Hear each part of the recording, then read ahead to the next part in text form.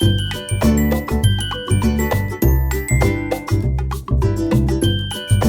Friends, कैसे हो आप लोग? आई होप सब अच्छे होंगे। तो मैं काफ़ी टाइम के बाद ब्लॉग लेके आ रही हूँ और ये आज का ब्लॉग है मेरा करवा चौथ के पूजा विधि के बारे में। तो ब्लॉग अच्छा लगे तो ब्लॉग को लाइक और चैनल को सब्सक्राइब करना बिल्कुल भी ना भूले।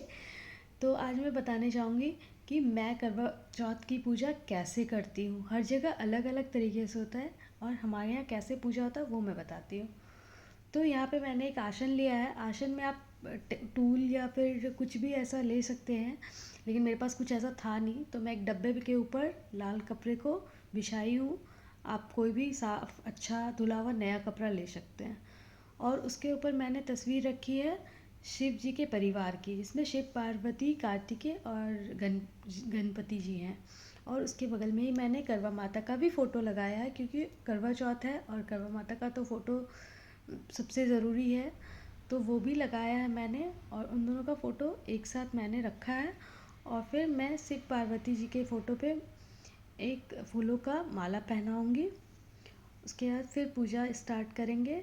और मैं यहाँ पे आगे कलश रखूँगी। कलश के लिए आप आसन बिल्कुल ना भूलें। आसन के तौर पे आप कुछ भी दे सकते हैं, मतलब कुछ भी में अनाज या फूल, अनाज कोई भी हो। तो मैं अनाज के तौर पे यहाँ पे चावल ली हूँ और मैं दो आसन बनाऊँगी।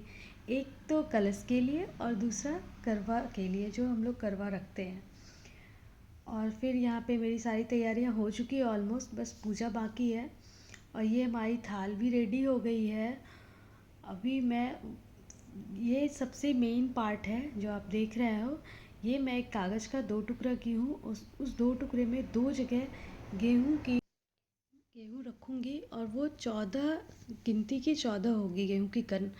तो दोनों में 14-14 गेहूँ के कन रखने हैं। और उसमें मैं आंवले के टुकड़े भी रखूँगी, क्योंकि ये सबसे ज़रूरी है। और इस दो हिस्सों में इसलिए बांटा गया है क्योंकि एक तो हम लोग सूर्य भगवान को जल अर्पण करने टाइम सूर्य भगवान को जल के साथ अर्पण करेंगे।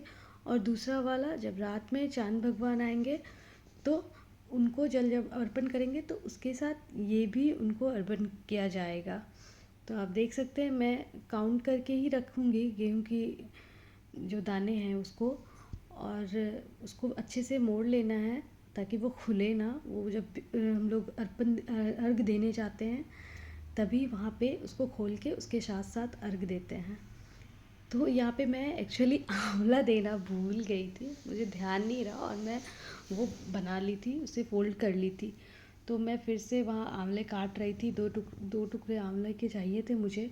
तो वो मैं कट कर रही थी और उसको वापस से उसको उस पैकेट में डाल के उसको अच्छे से फिर मोड़ लेना है। और पूजा जहाँ पे है, जहाँ पे मैं कलश रखूँगी उस जगह पे उसको रख दूँगी। तो जब पूजा समाप्त हो जाएगी तो फिर उसको अर्घ के टाइम मैं यूज़ करूँगी। तो आप ये देख रहे हैं, ये हमारे यहाँ सबसे पहले दिया जाता है, इसको अर्पण बोलते हैं। जो चावल को भिगो के पीस के हम लोग बनाते हैं। तो ये मैं सारे जो भी पूजा की सामग्री है उस पे भगवान के आगे और कलश के आगे आप इससे फूल या फिर डिज़ाइन या कुछ भी बना सकते हैं, लेकिन मेरे पास ज़्यादा क्वांटिटी था नहीं तो मैं बस जहाँ जहाँ ज़रूरत था वहाँ वहाँ यूज़ कर रही थी। और उसके बाद फिर जहाँ जहाँ मैंने अर्पण दिया है उस पर फिर मैं टीके करूँगी सिंदूर के। और इवन कि जो हमारे आम के वो पत्ते हैं उसको हम लोग आम का पल्लव बोलते हैं हमारे यहाँ, आप लोग के यहाँ कुछ और बोलते होंगे। तो वो मैं कलश में डालूँगी। और कलश में उसके साथ साथ एक सिक्का भी जाएगा जो हम लोग के यहाँ बहुत ज़रूरी होता है। तो वो सिक्का भी मैंने डाल दिया है और उसके साथ आम की वो पल्ले को डाला है। और वो जो हमारा एक सिंहासन बना हुआ है वहाँ पे मैं उसको रखूँगी। उसके बाद उसके ऊपर फूल पान सुपारी या कुछ मीठा है वो उस पे मैं कलश के ऊपर रखूँगी। फिर पूजा फिर हमारा चालू हो जाएगा। और ये आप देख रहे हैं मैं सिंदूर टीके कर रही हूँ सारे भगवान को, क्योंकि मैंने टीके नहीं किए थे। और साथ साथ मैं घर की भी पूजा कर रही थी, क्योंकि सुबह से मैं घर की भी पूजा नहीं की थी। तो मैं अभी सारे पूजा को एक साथ करूँगी, तो मेरे घर की पूजा भी इसमें ही होंगी।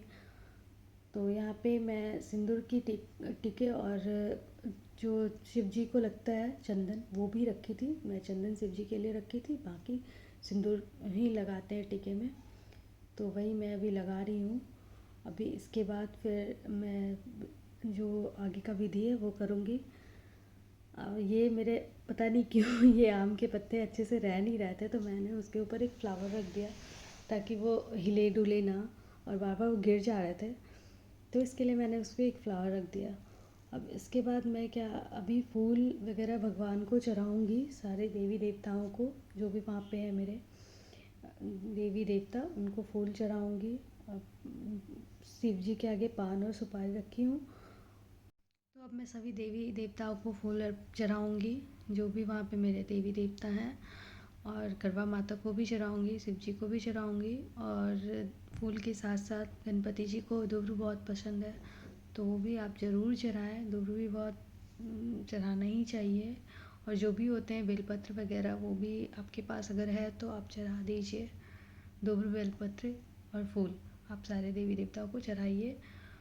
अभी मैं फिर वापस करवा रखी हूँ, उसके ऊपर मैं जो भी मेरी गेहूं की बालियाँ थी मैंने सारे करवे में डाल दी, और करवा का जो ढक्कन होता है वो मैं उसके ऊपर रख के, उसमें बताशा बोल के होता है, चीनी की मिठाई होती है, वो लगता है इस पूजा में, तो वही मैं बतासा रखूँगी उसके ऊपर सारे।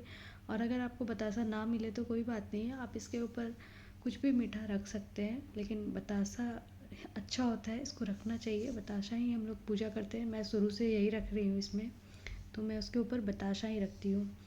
तो मैंने करवा के अंदर गेहूं की बालियाँ ले ली है। तो बहुत लोग करवा में वो सुरुख बोल के भी लगाते हैं, लेकिन वो हमारे यहाँ नहीं चलता है, या फिर चलता भी होगा, मैं स्टार्टिंग से नहीं यूज़ की हूँ, इसलिए मैं नहीं डाली हूँ। मैं जैसे स्टार्टिंग से पूजा स्टार्ट की हूँ वैसे ही मैं अभी भी कर रही हूँ। और अब मैं सारी देवी देवताओं को मिठाई चढ़ाऊँगी, जो लड्डू, मेन लड्डू ही होता है, लड्डू चढ़ाया जाता है। तो मैं जो भी शुरू से चढ़ा रही हूँ मैं वही चीज़ चढ़ाती हूँ, मैं कुछ अलग नहीं करती हूँ। मैं हर हर साल वैसे ही पूजा करती हूँ जैसे मैं फर्स्ट ईयर से कर रही हूँ अपनी शादी के बाद से। तो अभी जो मैंने बना के रखा था वो दोनों मैं वहाँ पे रखती हूँ। जो गेहूँ को 14 कन को लेकर मैंने वहाँ रख, उसके पैकेट बनाए थे वो वहाँ मैं रख दी। तो अब मैं यहाँ पे देख सकते हैं आप, फ्रूट्स की टोकरी है, क्योंकि मेरे पास यहाँ पे बर्तन ज़्यादा थे नहीं, कुछ भी ऐसा कुछ नहीं है, क्योंकि मैं भी जस्ट कुछ दिन पहले यहाँ शिफ्ट हुई हूँ। तो बस जो भी मुझे मिल गया अवेलेबल मार्केट में मैं वो ले ली। तो मेरे पास टोकरी है दो। तो यहाँ पे मैं क्या कर रही हूँ ना कि दो हिस्सों में सारी चीज़ों को बांट रही हूँ।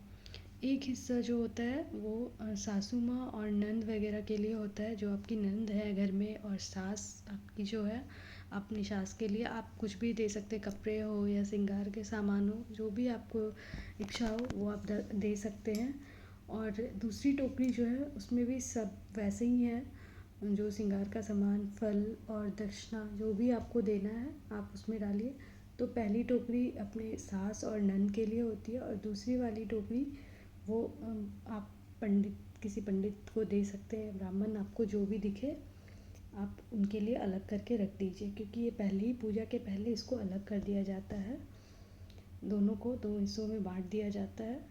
तो वो हम लोग बाद में जब दूसरे दिन मंदिर जाके या फिर कहीं भी जो भी ब्राह्मण या पंडित जी दिखे उनको हम लोग दे देते हैं ये, और उसके साथ कुछ दक्षिणा भी होती है वो भी देते हैं। तो फ्रेंड्स अब मैं कथा स्टार्ट करने जा रही हूँ। यहाँ पे मेरे साथ मेरी सासू माँ थी, तो अच्छा लग रहा था, कोई सुन रहा था ऐसे अकेले बिल्कुल अच्छा नहीं लगता है। और आज आपको बता दूँ, इस पूजा में एक बहुत अच्छी चीज़ है जो आपको बहुत इंटरेस्टिंग लगेगी। अच्छी तो नहीं है बट इंटरेस्टिंग है, मेरे लिए अच्छी नहीं है बट इंटरेस्टिंग है।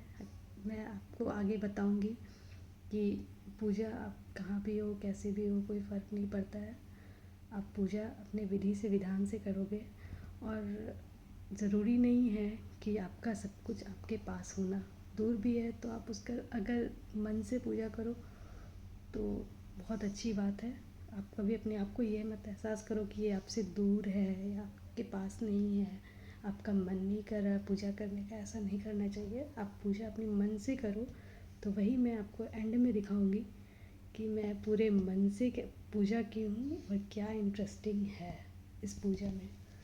तो बस आरती वगैरह हो गया है, तो अब पूजा फिर समाप्त हो गया है। लेकिन पूजा जो जैसे की थी मैं वैसे ही छोड़ दूँगी, क्योंकि पूजा का जो टाइम था वो 4 बजे से 6 बजे तक का था। और चंद्रमा का जो यहाँ मुंबई में टाइम है वो 9 o'clock के बाद ही है। तो 6 बजे से 9 बजे तक इंतज़ार की घड़ी है, इंतज़ार करना है अपने चंद्र देवता का। तो ये पूजा वैसे रहेगा, जब वहाँ से पूजा करके आऊँगी फिर मैं इसको सारी पूजा को यहाँ से फिर मैं जल का अर्पण दे के सारे जो भी यहाँ पे चढ़ाया हुआ सामान है उसको साइड करूँगी। तो मेरा पूजा अब समाप्त हो गया है। अगर आपको मेरा ब्लॉग अच्छा लगा हो तो प्लीज़ प्लीज़ प्लीज़ ब्लॉग को लाइक ज़रूर करें और शेयर करें। और आगे आप देखोगे कि मैं छत पे जाके मिलूँगी आपको। छत पे मैं जा रही हूँ अभी पूजा करने के लिए, जाऊँगी जब टाइम होगा तब हम। और आपको कुछ इंटरेस्टिंग दिखेगा कि मैं उस चीज़ में भी खुश हूँ। तो ये हर साल की तरह मेरे हस्बैंड इस बार भी अपने शिप पे हैं। एक्चुअली वो मर्चेंट नेवी हैं तो वो शिप पे ही रहते हैं, और मैं लास्ट 3 ईयर्स से अकेले पूजा कर रही हूँ। बट अच्छा है, कोई बात नहीं है, सबका अपना जॉब है। तो बस ये पूजा विधि हो रही है वीडियो कॉल के थ्रू। यही मुझे बताना था कि मैं दूर होके भी उनके लिए इतने मन से खुश होके पूजा कर रही हूँ। हमेशा खुश रहना चाहिए। और ये देखो सामने से मुझे पानी पिला रहे हैं। अगर आपको मेरा ब्लॉग अच्छा लगा हो तो प्लीज़ लाइक ज़रूर करें। Thank you.